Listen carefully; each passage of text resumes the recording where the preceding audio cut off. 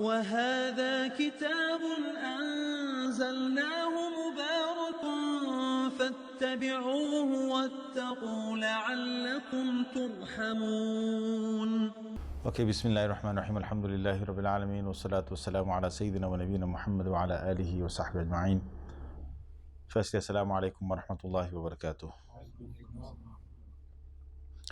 We come to another session of the themes of the Quran, and what we've done so far is we've talked about how balance is something that is needed. We've talked about the revelation, how it came, how it had an effect on the believers, what its purpose was, how it changed people through the different ways that it mentioned, the days of Allah Azza wa Jal, how nations were taken to task by Allah, or by the gifts of Allah Azza wa Jal, or by remembrance of the afterlife. And then we spoke about how Allah Azza wa Jal set the mindset of the Meccan mindset, and how that became the basis of people then transcending to Iman. Okay, so last week we did about Iman and we said quite a bit about Iman and the qualities of Iman, and we talked about how Allah Azza wa Jal then addresses the Iman, and Iman should be something that makes a person want to do actions of Islam. Now, Iman is something that has got an opposite just like everything else. And commonly we will say that the opposite of Iman is kufr. The opposite of belief is disbelief, because then you don't believe, which is true in one way, that's fine. The opposite of belief is disbelief. But you also have something else which is true. Another way of looking at Iman and not having proper Iman is to look at it as nifaq or hypocrisy. Because those people who don't believe properly, those people who don't believe as they ought to believe, meaning that the Iman is weak, or the Iman either is not there or the Iman is weak, and that Iman makes them do things they're not supposed to do. So this is known as nifaq. This is hypocrisy. And what happens is that when Rasulullah sallallahu alaihi wasallam has made his migration from Mecca to Medina, in Medina, where there was security and safety established for the first time, you find that a number of people have taken on the names of believers and who have said the Shahada, Ashhadu an la ilaha illallah, but yet they're not willing to live the life of the believers with the Rasulullah sallallahu alaihi wasallam. So this itself became a huge problem.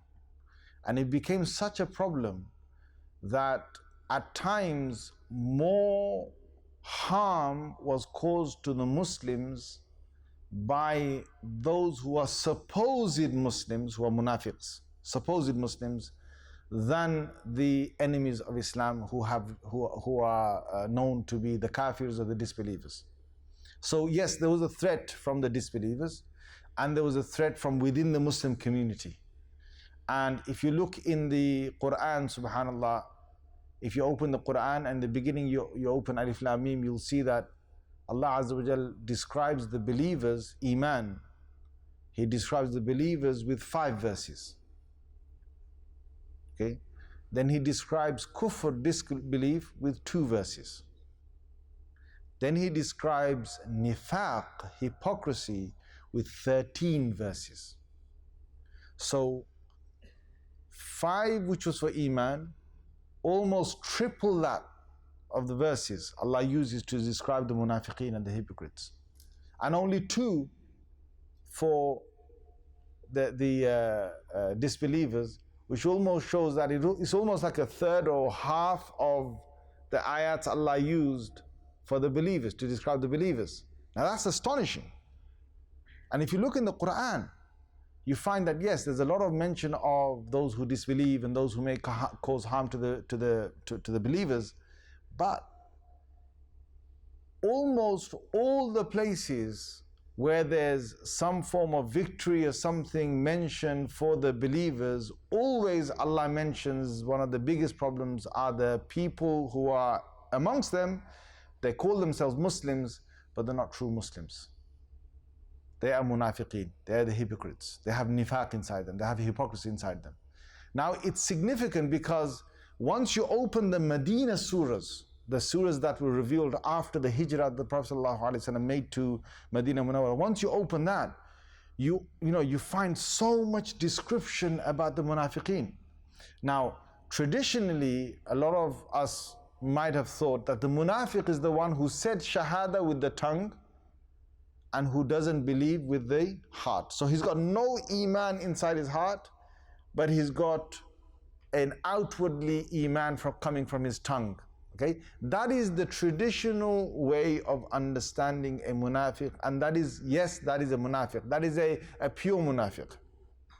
But that type of munafiq, even in Rasulullah sallallahu alaihi wasallam's time, was the minority munafiq. That type of munafiq was the munafiq that was in the minority. The majority of the munafiqs that are described in the Quran, and the majority of the munafiqs even in our time, are those who have some belief in their heart. They have belief in their heart, but their actions fail to live up to their beliefs. Okay, so there's two types of munafiqs, and this is important for us to understand because we have actually just understood only one type of munafiqs, and because of that, we kind of think we're safe. And Hasan al-Basri rahimahullah, who's a tabi'i, came after the Sahaba radiallahu anhum ajma'in, he actually described these two types of munafiqs. One is the one that has no belief in the heart at all. So he's actually got no belief whatsoever, but he's pretending to be a Muslim. That type of person we have today as well, but in the minority. The second type of munafiq is the one who has belief, but his actions, his hands, his tongue, his mode of behavior, his legs, his eyes, his ears, whatever, all of those fail to live up to what Iman requires him to live up to. And he's actually not that concerned about it. Now, the first munafiq, the one who is munafiq by the heart, he has no, she has no belief in the heart, that one definite is one that is worse than the ones who disbelieve. And this type of munafiq will be in the bottom of hellfire, where there is most of the heat of Jahannam is at the bottom of Jahannam, and that's where this person is going to reside. And Allah Azza wa Jal has mentioned this in the Holy Quran, Surah An-Nisa, Surah number 4, ayah number 146. Allah has mentioned that. Now, this first type of munafiq, who's got no iman in the heart but only iman on the tongue, is a person who is an absolute liar. It's a person who's going to do the most damage they can to us Muslims, and they actually exist amongst us. Please don't forget that. The reason why Allah mentioned them in the Quran, and we're going to recite this until the Day of Judgment, is because those people will remain amongst the Muslims until the Day of Judgment. They're the ones who are definitely, true munafiqs, who are 100% munafiqs, and those people who are, on their way to Jahannam if they don't do tawbah, if they don't repent. The second type of munafiq, the one who's got iman in the heart, but at the same time fails with the actions, fails to try and live up to their iman, they are people who still have belief. They are not complete munafiqs, but they are not complete believers. Do you guys understand? They're not complete on either side. They have a problem. Part of them makes them be with the believers and they enjoy their moment. And part of them makes them enjoy themselves with the munafiqs and the disbelievers and other people. And they like that too. And sometimes when they're with the believers, they can, okay, we'll tag along with them. And sometimes when they're with the enemies of the Muslims, they tag along with them, or the people who are totally failing in the upkeeping of Islam, they tag along with them. So that's how they were in Rasulullah sallallahu alaihi wasallam's time. So an example of that is Allah Azza wa Jal says here in Surah An-Nisa, Surah number 4, ayah number 142 onwards, you can see, Allah says, إِنَّ الْمُنَافِقِينَ يُخَادِعُونَ اللَّهَ وَهُوَ خَادِعُهُم. Allah says, these munafiqs, these hypocrites, they think they are deceiving Allah, but really they're deceiving themselves. Now what happens to these now there's many descriptions in the Quran, but what happens is Allah actually says, He says, إِذَا قَامُوا إِلَى الصَّلَاةِ قَامُوا كُسَالًا. When they get up for prayers, they get up in a lazy manner. Now again, both munafiqs are being discussed here. Some who have no iman whatsoever, if they happen to be with Rasulullah sallallahu alaihi wasallam, like let's say, you have Abdullah bin Ubay or others who are really, who are at the forefront of showing the nifaq or showing the hypocrisy. What will happen is that you'll see that they also have to stand up in prayer. But you've also got other munafiqs who are lazy because they are lazy in their, they're weak in their iman. Allah says, لا يذكرون الله إلا قليلا. They don't remember Allah except for a little. Okay. Now what happens is, if you look in the hadith, the Prophet ﷺ has also given description of the two types of munafiqs. He has said that when you see a person and he has one of these three things inside him, then he has got khaslatan min khasa'il nifaq. He has got a characteristic of the characteristics of hypocrisy. But if you see all three of them in a person, then that person is 100% munafiq. Okay, so in the hadith, same thing. So Rasulullah sallallahu alaihi wasallam said, for example, he said, إِذَا حَدَّثَ كَذَبَ. When he will start talking, he will lie. So that's just one characteristic of the many characteristics of a hypocrite. وَإِذَا وَعَدَ أَخْلَفَ. When he will promise, he will break his promise. So that's another characteristic of the characteristics of the munafiqeen. And then he said, وَإِذَا تُمِنَ خَانَ. And when he will be entrusted with something, he will break the trust. He will betray the person with whatever you left with him, right? And in one narration it says, وَإِذَا خَاصَمَ فَجَرَ. When he will start to become argumentative, then he will become abusive. They will use abusive language, okay? So that's four things he mentioned in one hadith, three in other hadith. And he said, whoever has one of these in them, then they have a characteristic, khaslatan min khasa'ili munafiq. They have one characteristic of the characteristics of the hypocrites, but whoever has all of these in them, then he is a total munafiq. Okay, so again you can understand from the Prophet ﷺ that you've got two types. Some that, they're fighting with the nifaq. They say, no, I've got to become a better Muslim. I've got to become a better Muslim, and I've got to try and... Now these people are believers, as in they're not true believers, but they have got belief inside them, yet they have been affected with bad characteristics of the munafiqeen. Okay, so if you now bring this amongst our community, if you think about the Muslims today, we are 1.4 billion Muslims on the earth, and everyone's going to say Takbir, Allahu Akbar. Yeah. But the question is, how many of the 1.4 billion Muslims are true believers, like the way we explained last week in the session, that their belief is making them try and do as many good actions as they can? And how many of the 1.4 billion Muslims we've got are of type 1 munafiqs, who have no iman in their heart whatsoever, and they're just saying it from their tongue? And how many of the 1.4 billion Muslims we have are from type 2 munafiqs, who have got belief, but who fail in their actions to live up to Islam?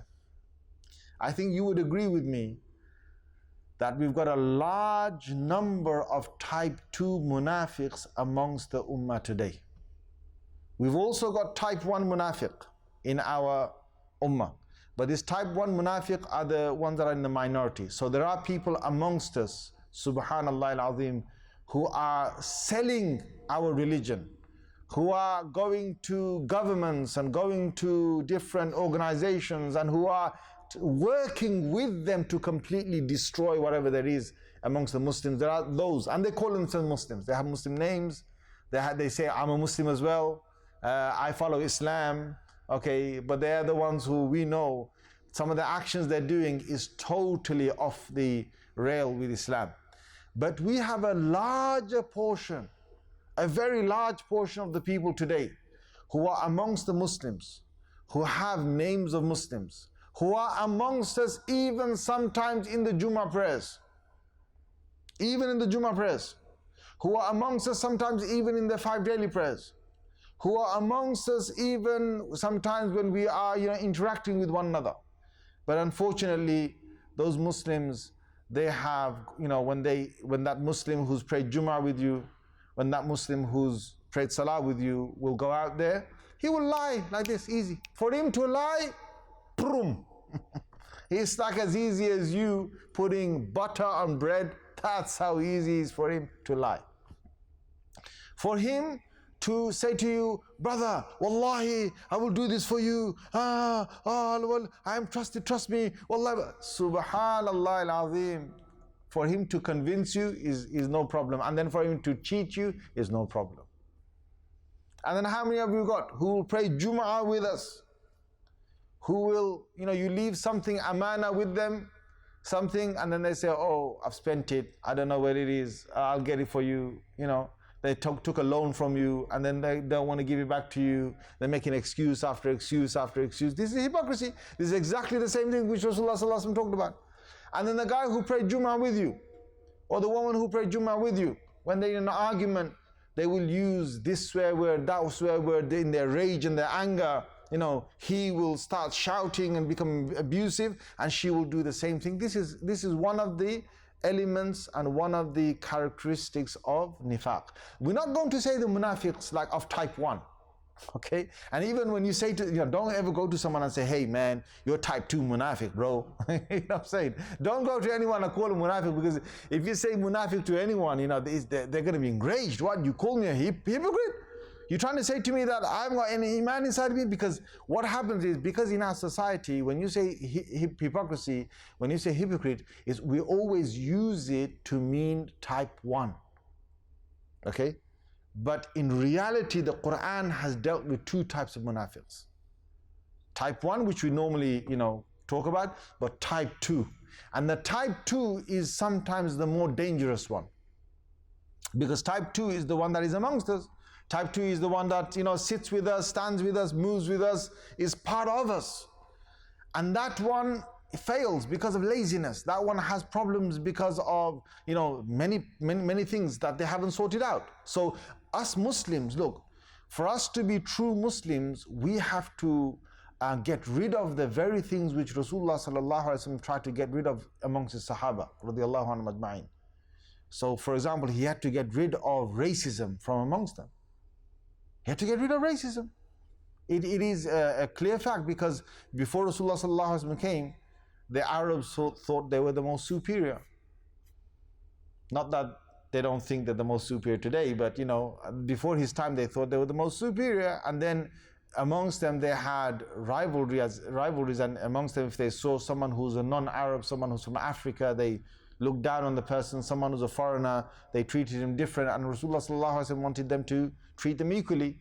The same happened from between the tribes. Sometimes there were Arabs versus Arabs. Like in Medina, he had to deal with the Aus and the Khazraj. These were 2 different tribes. And Aus and Khazraj had been divided over about 120 years before Rasulullah sallallahu alaihi wasallam came to Medina. And he managed to unite them. And they were called the Ansar, the helpers of Medina. But they had the rifts before his time. And even the people of Makkah, the Muhajirun, they had their rifts. Because there was like the Banu Hashim, then there's the Banu Umayyah, then there's some other, Banu Kilab and Banu this, Banu that. There were different tribes, and the different tribes thought that they're, higher than others. This was a form of racism that they had amongst them. And Rasulullah sallallahu alaihi wasallam had to get rid of this and make them true believers. And he wanted to get rid of those things inside them that had an element of those things that is not wanted. Now, the same thing happened with jealousy. Rasulullah sallallahu alaihi wasallam had to get rid of jealousy amongst them. He had to get rid of pride. So one of the things that he did was, the element of pride that the Jahili people had is they used to drag their cloth along the ground when they used to walk. This was a proud person walking, he's arrogant, he's proud within himself. They used to walk with their cloths dragging behind them. The longer the cloth dragged behind them, the greater the person. It's like, me, I'm so rich, I can afford to drag my cloth on the ground. You know what I'm saying? Give him some credit. That's the mentality. That was the mentality. So Rasulullah sallallahu alaihi wasallam had to then he pulled his own izar, his lower garment, up high and higher and higher and higher until he put it to the middle of his shin, just to make. He went to another extreme to try and get the Muslims to at least bring it above the ankles, so that they don't have that arrogance. Because anyone who walked with their izar or the lower garment in that time above the ankle was laughed upon. And it was like, you miskeen, you don't have any money. What kind of person are you? You got no status. That's how he was. But he had to do that to get rid of it. So whether it was a jealousy or a pride inside the heart, or it was something on the outside, he had to work amongst the Muslims for them to get rid of this. And each of the problems that a person would have, the Prophet ﷺ had to work for them to get rid of it. So he noticed amongst his companions that amongst the companions there are certain people who are lurking in between them, who also think that they're a companion. They think that they're like the Sahaba radiallahu anhum ajma'in, but they're failing in their duties. So one of the failings in their duties was that they used to come for salah, but they found it difficult to pray the sunnah salah. They found it difficult to pray the extra nawafil or sunnah salah. Another one was they found it very difficult to join the Isha prayer and the Fajr prayer in Jama'ah, because it's dark, it's cold, and if you want to make a name for yourself, let me give an example. If you want to make a name for yourself, if you want other people to see you that you're doing something for Islam, then would you want to show off in the dark or show off when it's bright and light? What makes sense? Bright and light. So they'll all come for Jummah, no problem. They'll come for Dhuhr, they'll come for Asr. But when it becomes Fajr or it becomes the Isha, these two, like, no one's seeing you. I can't make a name that I came. So Allah even says here, He says, Yura'un an-nas. One of the problems with this type 2 munafiq and even with the type 1 munafiq was they wanted to show people off that, look, I'm also doing this. Hey, I'm doing this. Yeah. Put my name down. Yeah. I did it. Remember me. Yeah, remember me. I'm saying, you got those people amongst us. They want to be remembered. And subhanallah, you got to be careful. Because if you come to the masjid and you're coming and you want to stand in a place where I want everyone to see me that I'm here.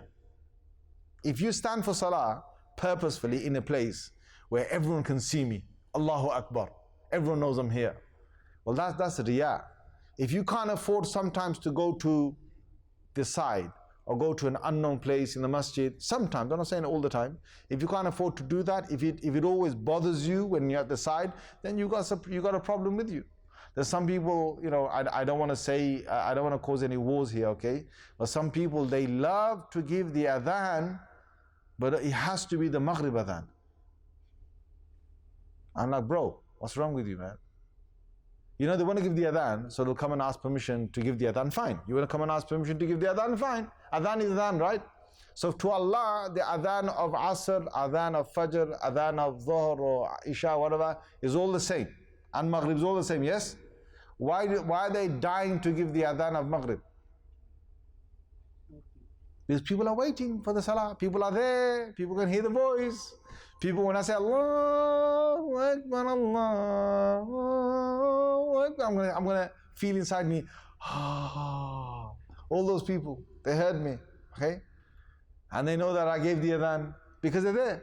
Now, if you give the Asr adhan, you have to give it 15 minutes before the Salah.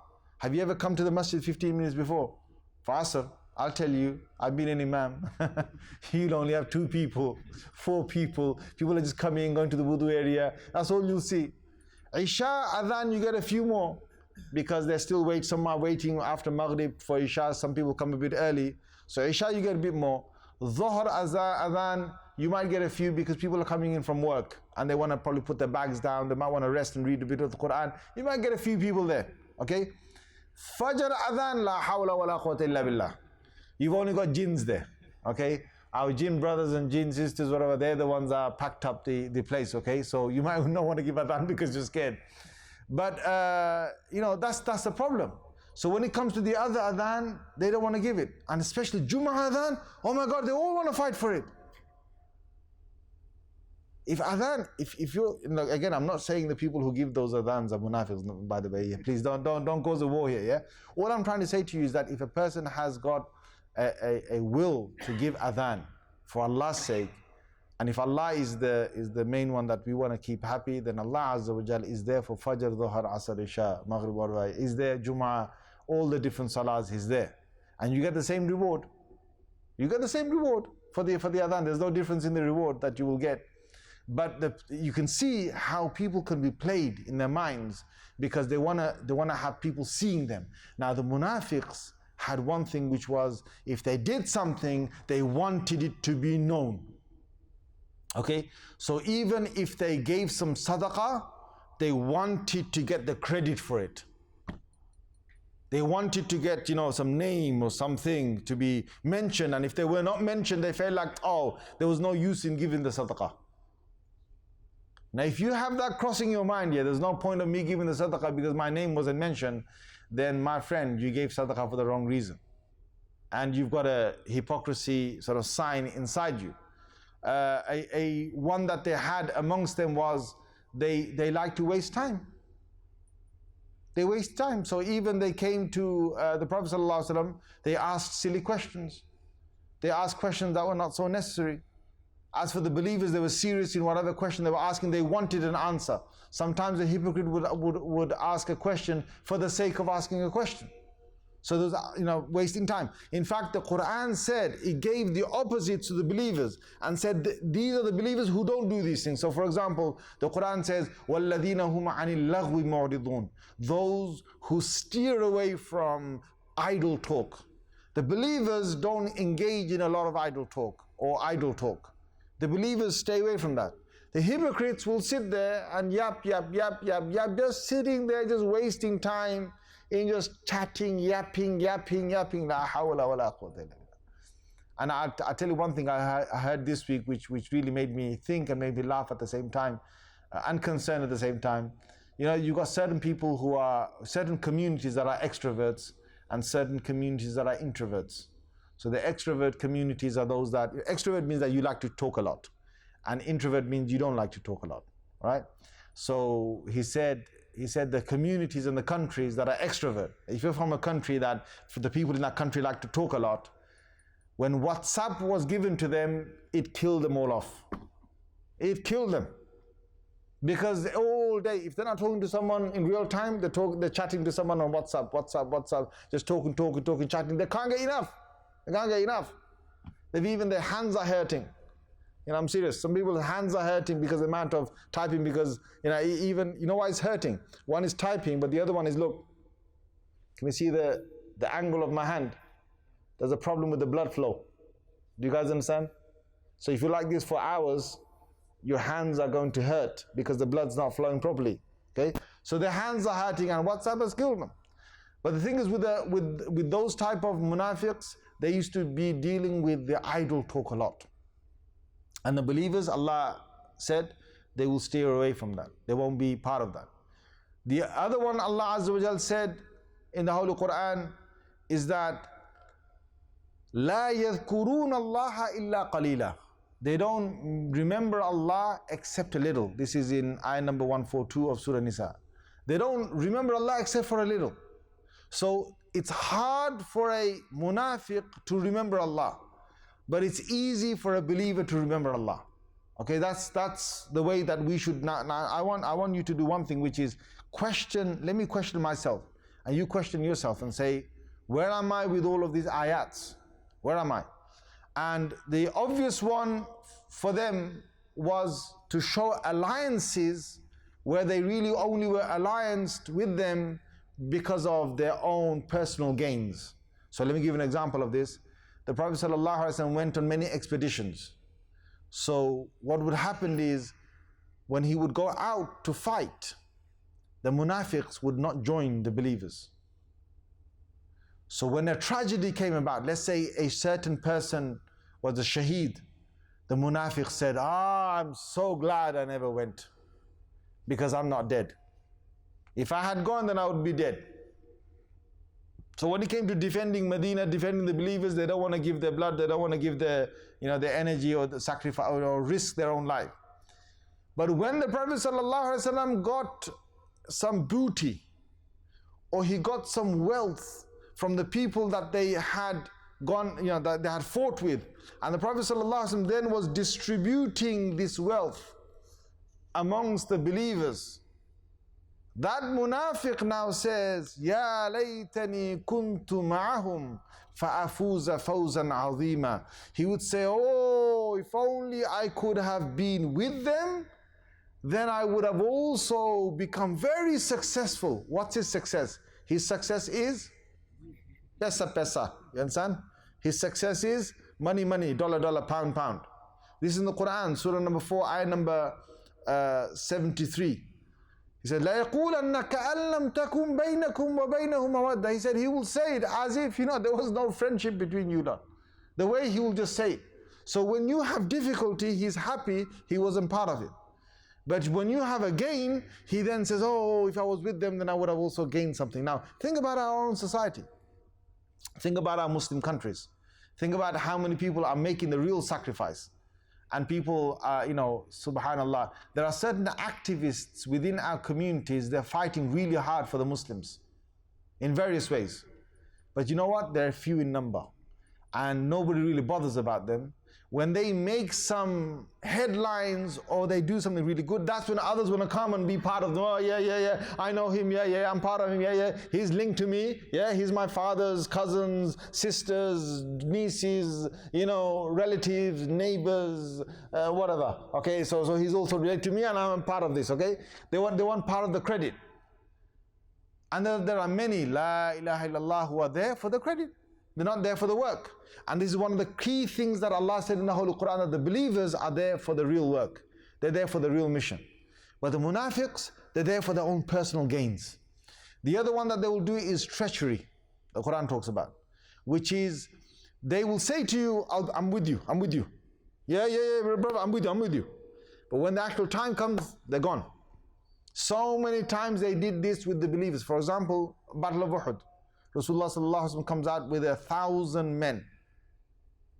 1,000 men. En route to the battlefield, one of them says, hey, what we said was not listened to. We wanted to fight within Medina, and these youngsters said they want to fight outside Medina, and the decision was made with something that we were not happy with. We're going to protest and we're going to go back to Medina. 300 of them left and they came back to Medina. 700 were left to fight on their own in the Battle of Uhud. The same happened in many other sort of battles and things.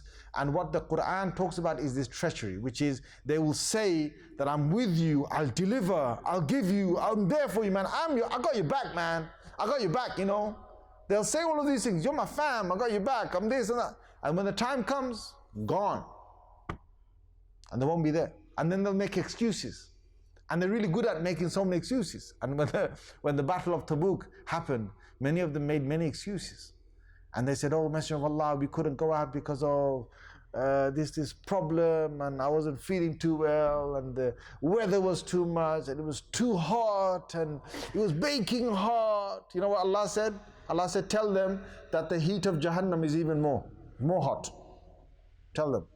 So they say, Messenger of Allah, the business, to take care of the business. I couldn't come because of business. Have you not got those Muslims today? You're not listening to me, are you? Have you got those Muslims today? Give me an example. Anyone give me an example? How many of them cannot even come for Jum'ah because of their business? Let's be honest. Let's be honest about it.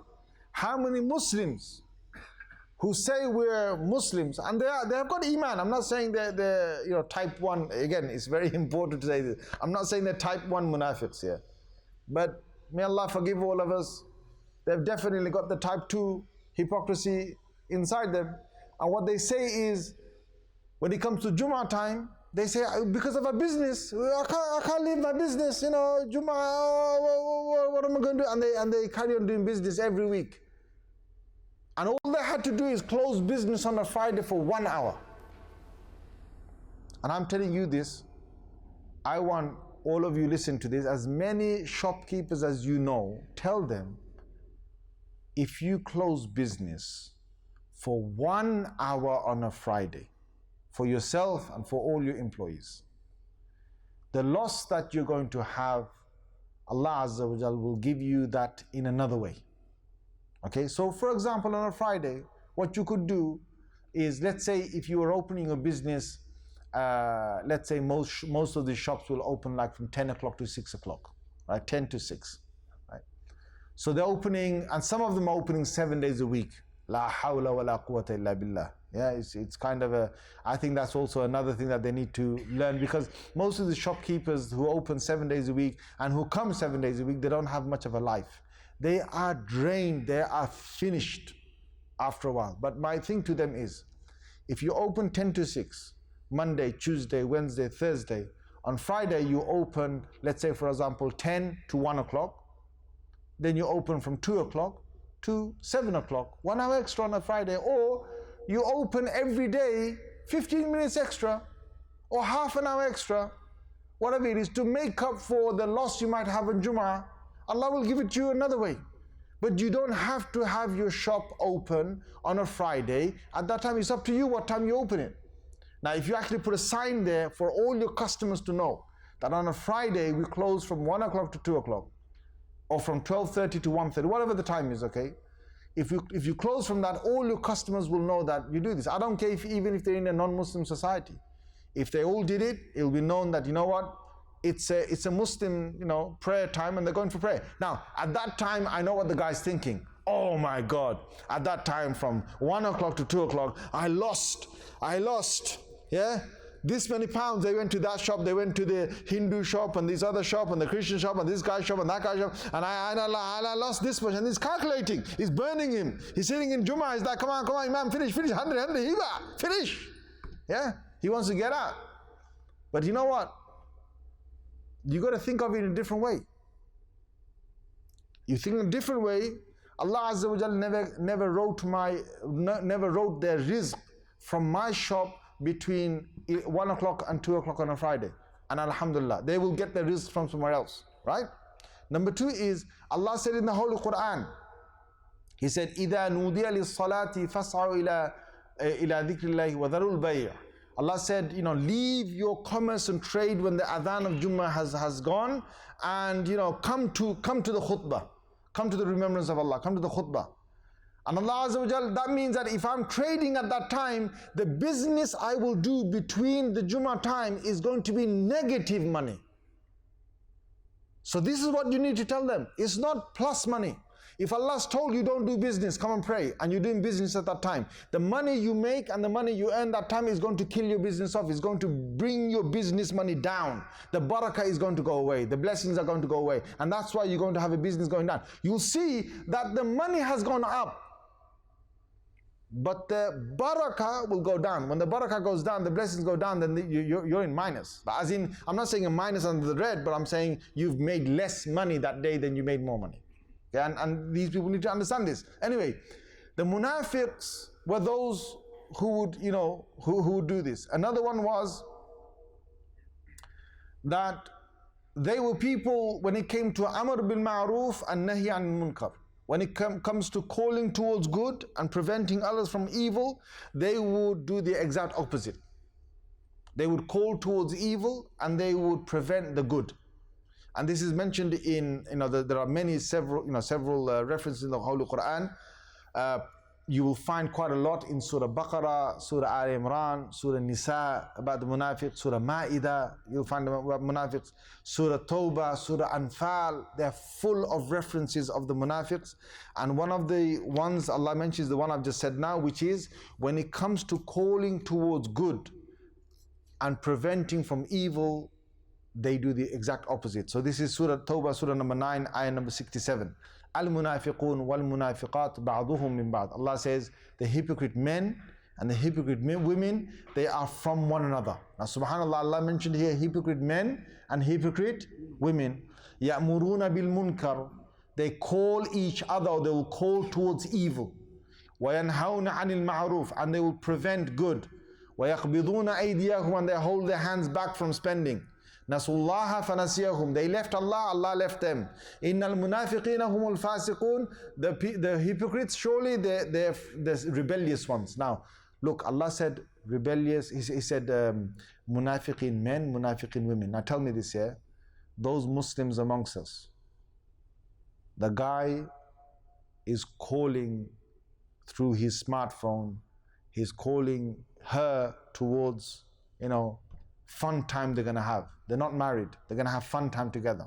She's also calling him to a fun time they're going to have together without marriage. This is calling themselves to something which Allah hasn't allowed them. If it's marriage, then it's halal. If it's not marriage, then it's not going to be halal. So they're calling each other.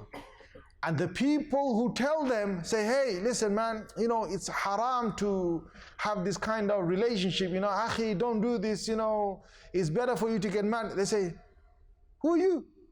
Who are you? Go and enjoy your own life. Leave me alone. You're this, you're that. No. They do the exact opposite. Instead of calling towards good, they now see the evil, something which Allah Azza wa Jalla has made haram, or He has made something which is illicit, something which they shouldn't do in an unlawful way according to the religion. They see that as something that is pleasurable and it's fine for them to do it. And they will condemn the people who try to stop them from doing this. So they do the exact opposite of what Allah Azza wa Jalla has said. How many Muslims amongst us have we got who, when it comes to drinking, gambling, when it comes to fornication, when it comes to adultery, when it comes to illicit relationships, when it comes to going towards drugs, when it comes to gangs, when it comes to fighting amongst one another just for a name on the streets, when it comes to vandalizing, when it comes to mugging others, stealing from others, cheating from others. And these are people who have Muslim names. These are people who have Muslim names. They are born Muslims. They are people who sometimes will come to the masjid. Even if it means once a year, or even means a couple of times in the year, they might turn up to a masjid. And even if they don't come to a masjid, if you ask him, what are you? What religion do you follow? He'll say what? A Muslim. I say, I'm a Muslim, I follow Islam. I'm a Muslim, I follow Islam, or I'm a Muslim. Right? Now, those are the ones, may Allah Azza wa Jal guide us, and may Allah Azza wa Jal guide them. Say Ameen. These are the ones who are type 2, munafiqs. And what happens is, na'udhu billahi min dhalik, my brothers and my sisters, they cause a lot of problems for us Muslims. The ones who are trying to be good Muslims. The ones who are trying to fulfill their iman.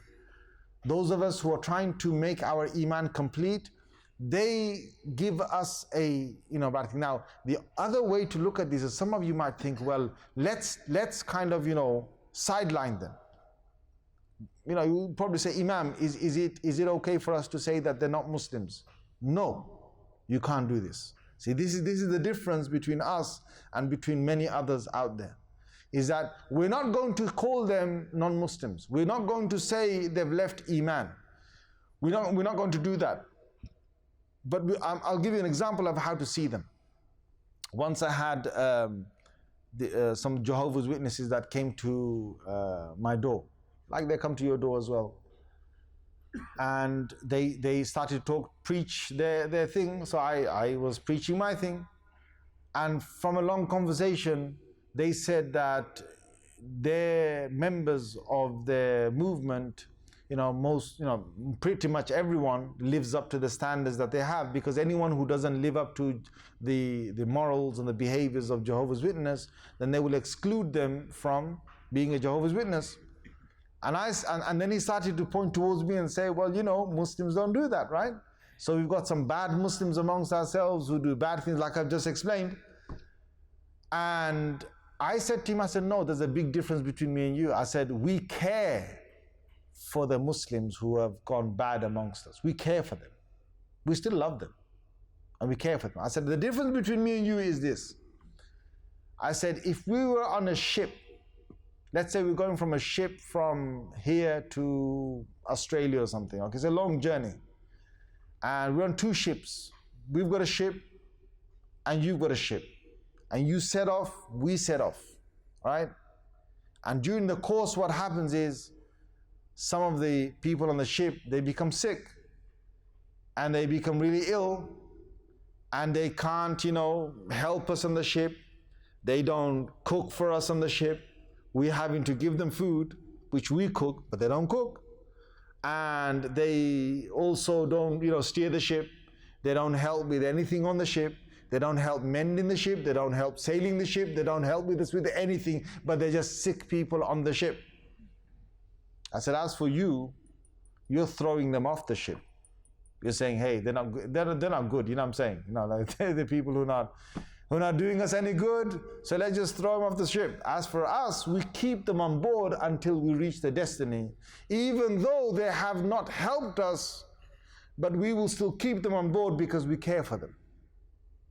Now, again, it's not a session to try and, bash any other sect of Christianity or what. It's not that thing. I'm just giving you a difference, which is for you to understand that the Muslims amongst us who are not living up to the Islam that they're supposed to live up to, we don't exclude them, but we make dua for them and we give them da'wah. We call them towards the proper Islam, and we have to care for them, because one day in their lives you see these non-practicing Muslims, suddenly something hits them.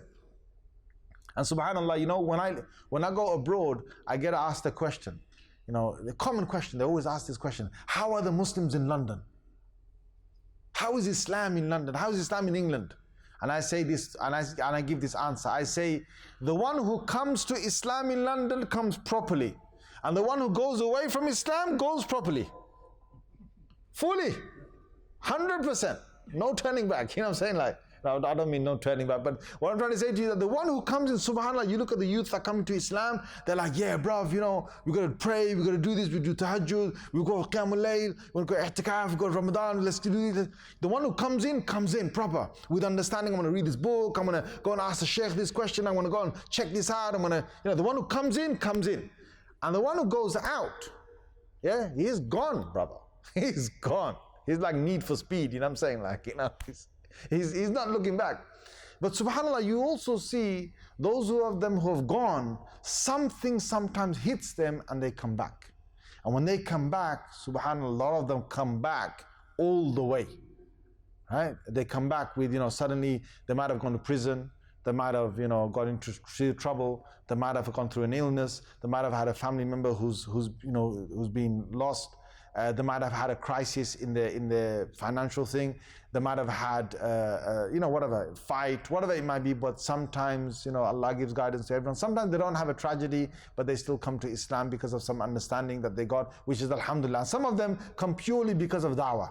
Somebody met them, gave them da'wah, and told them that, called them towards the proper way, and they came, and alhamdulillah, they're with us, and they're with us in a good way. My point to you is that if you want to understand why we're in the situation we're in, it's because, with all these themes we're doing, one of the things that we did last week was Iman, yes, but you won't understand last week's one unless you understand this week's one as well, which is we have to also try and survive and try and get out of our system the hypocrisy or the nifaq or the elements of things that take us away from that Iman, okay? And another one is the munafiqs had is that they didn't want to spend with what Allah gave them. Okay, they didn't want to give to others. They won't give others time. They won't give others money. They won't give others things that Allah gave them. That's one of the problems. They don't like sharing. Okay, another one they had amongst themselves is that they used to spread false information really quickly. So anytime they have information coming to them, they will just spread it straight away without even thinking about the consequences of what might happen or what might come to the believers. Let me give you an example of this. So Surah Ahzab, Surah number 33, ayah number 60, Allah Azza wa Jal says, they have a disease in their heart. And one of the biggest diseases in the heart is that they haven't fully attached themselves to Islam. Okay? They haven't fully attached themselves to Islam, and they will carry on, just spreading information. They're like the people who are loose. In fact, the Prophet ﷺ talked about the real believer. And he said, subhanAllah, he said about the believer that he's very strong in the roots, in the ground. So when the wind comes, the wind might blow above, but like tall grass, the wind will blow above, the grass will bend over, but then the grass eventually will stand up again when the wind's gone. But there's certain plants and things that you have, when the strong wind comes, it will even pluck them out the ground. So that's the difference between a believer and those who have hypocrisy, that we've got an example of that in the Sunnah. So what they will do is, for example, when news comes, without verifying the information, without understanding what might happen with it, they will just spread the news. And unfortunately, we've got those people from amongst us as well today. Any news comes, anything comes in WhatsApp, it's like, oh man, I gotta forward this to another 10. Oh man, if I forward this to all those people, they're gonna say, wow, I'm the one who gave it to them, credit, right? I'm the one who gave it to them. Without thinking, is the information true? Is it true? Is it talking about someone which I shouldn't be spreading? Is it something which I would rather get back to the source and say, where did you get it from? Without any of this, they will just spread it out there. And it's not just on WhatsApp or whatever on the phone, even with the, in real time, someone's told them something, they just want to spread it. So, we have that trait amongst them. Now, one other one that they have amongst them is that they want to cause mischief on the earth. يُفْسِدُونَ فِي الْأَرْضِ, Allah talks about يُفْسِدُونَ فِي الْأَرْضِ. So they want to go out there and they don't care if they cause damage to people, damage to others, damage to property, damage to livestock. They don't mind, they do this. And unfortunately, again, that's one of the traits amongst them that they have, that they have amongst these people, that they will do that. And in our time, we can see the same. We can see the same thing amongst these people. And the Quran talks about when it comes to being generous, they have a problem. They don't want to give much. They don't want to, when it comes to raising money, funds for certain projects, they won't give, unless, of course, like I said to you, that they want to make a name for themselves. So all these things they have amongst them. Now, today's theme was about nifaq, it was about hypocrisy.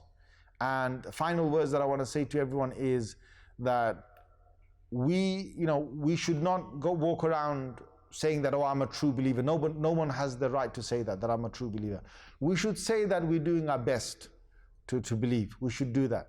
At the same time, when it comes to me analyzing others, I should try and find the faults in me. Okay, this is one last important thing that I'm going to say to you before you leave this session, because some of you might, some of them might watch this, some of you might leave here, and you might think, man, I feel good today, man. I feel like a believer, you know what I'm saying? I'm not lying, I'm not cheating, I'm not doing this. And that's a type of arrogance as well. That's the way shaitan gets you as well, because he makes you believe that you're better than others. No, we don't do that. As people who are doing their best to live up to Islam, we will walk away from here and we'll try and think, well, what's the deficiency I have in me? What are the things I'm doing wrong in myself? And that's how the Sahaba always check themselves. But when we look at someone from amongst the Muslims who's got a problem with nifaq, type 2 nifaq, okay? Type 2 nifaq, I said. When you see that, you should first think, what is the good thing that he has in his life? Because even those who have type 2 nifaq, type 2 hypocrisy, they've got some good in them as well. They also have got good traits, they've got good morals, they've got some good behavior. So look at that and say, Alhamdulillah, you know, my brother or my sister, although they're bad in this, they might cheat, sometimes they might lie, but he's got this good thing, good quality inside him. Whatever the good quality might be, identify those things.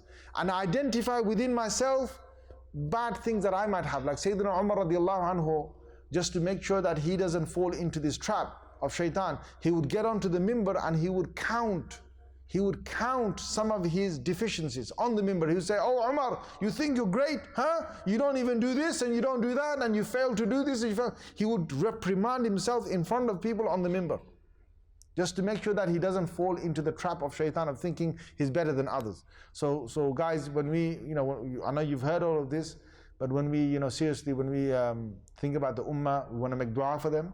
We want to make, give them da'wah. We want to bring them close to Islam. We don't want to look down on them. We want to see them as our sick brothers and sisters. But at the same time, we're sick in some ways as well.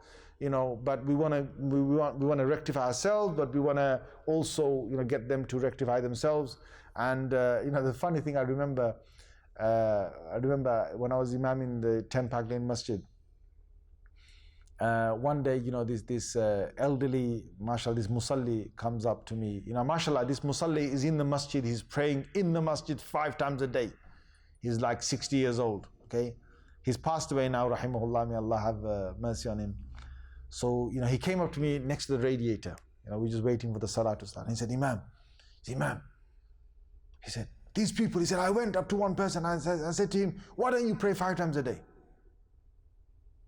And he said to me, why are you telling me this for? He goes, Imam, why can't they pray 5? Don't they see the ayats of the Quran? Don't they see the hadith? Don't they know what's going to happen to them if they don't pray? Why are they doing this? So I said, how long have you been praying 5 times a day? So he said, I've been praying like 20 years. I said, Alhamdulillah, mashallah. I said, if I came to you 21 years ago, if I came to you 25 years ago, when you were like, 35 years old, okay? And I said to you, hey, why don't you pray 5 times a day? You're a Muslim. Why don't you look at the Quran, look at the hadith. If I quoted that, what would you say to me? He said, I wouldn't like it. I said, would you want to listen to me or would you want to walk away? He said, I'd want to walk away. I said, khalas. I said, you understand what I'm trying to say to you, right?